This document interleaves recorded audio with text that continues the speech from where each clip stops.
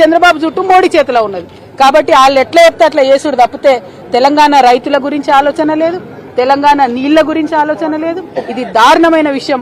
నేను ముఖ్యమంత్రి గారిని సవాల్ చేస్తా ఉన్నా, నిజంగా మీరు తెలంగాణ హితం కోరేటటువంటి ముఖ్యమంత్రి అయితే ఎందుకు ఉత్తరం రాస్తలేవు కేంద్రానికి? రాయొచ్చు కదా మోడీ గారికి, మేము ఒప్పుకోం ఈ ప్రాజెక్టు చంద్రబాబు ప్రతిపాదనని, కోర్టులో కేసు వేయొచ్చు కదా, ఎందుకు వేస్తలేవు? కేసీఆర్ గారు ఆనాడు రాయలసీమ ప్రాజెక్టు కడితే స్వయంగా తనే పోయి ప్రధానమంత్రికి కంప్లైంట్ చేసిండ్రు, ఉత్తరం రాసిండ్రు, గ్రీన్ ట్రిబ్యునల్ కేసు వేసిండ్రు, స్టే తీసుకొని వచ్చిండ్రు. ఎస్ఎల్బీసీ రైట్ కెనాల్ విస్తరణ చేస్తే ఆనాడు కూడా ఉత్తరం రాసిరు, దాన్ని వ్యతిరేకించారు. నాగార్జున సాగర్ రైట్ కెనాల్ విస్తరణ చేపడితే ఆనాడు కూడా దాన్ని వ్యతిరేకించి ఉత్తరం రాసిరు. పోతిరెడ్డిపాడు హెడ్ రెగ్యులేటర్ విస్తరణ చేపడితే ఆనాడు కూడా దాన్ని వ్యతిరేకించి ఉత్తరం రాసిరు, ప్రధానమంత్రి దగ్గర పోయిండ్రు. మరి నువ్వెందుకు పోతలేవు చంద్రబాబు నాయుడుకు వ్యతిరేకంగా? నీకు తెలంగాణ రైతుల కంటే ఎక్కువ ప్రేమ చంద్రబాబు నాయుడు మీద ఉన్నదా? గురుదక్షిణ చెల్లించుకుంటున్నారా?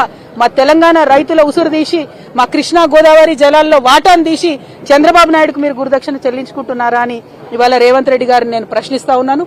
మీరు గనక చిత్తశుద్ధి ఉంటే, తెలంగాణ ముఖ్యమంత్రి మీరు నిజంగా ఈ రైతుల మంచిని కోరుకుంటే ఇమీడియట్ గా కేంద్ర ప్రభుత్వానికి లెటర్ రాయాలి. ఆ 200 టీఎంసీల నీళ్లు తీసుకుపోవడానికి ఒప్పుకోము. ఎట్ ఎనీ కాస్ట్ తెలంగాణ రైతాంగం అంతా కూడా మీ మీద ఉద్యమం చేస్తుంది.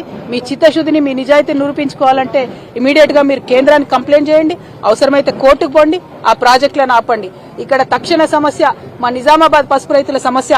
మళ్ళా ఒకసారి మేము ముఖ్యమంత్రి గారికి హెచ్చరిక చేస్తా ఉన్నాం, మేము 1వ తారీఖు మార్చి వరకు సమయం ఇస్తాం, అంటే దాదాపు ఒక వారం ఉన్నది.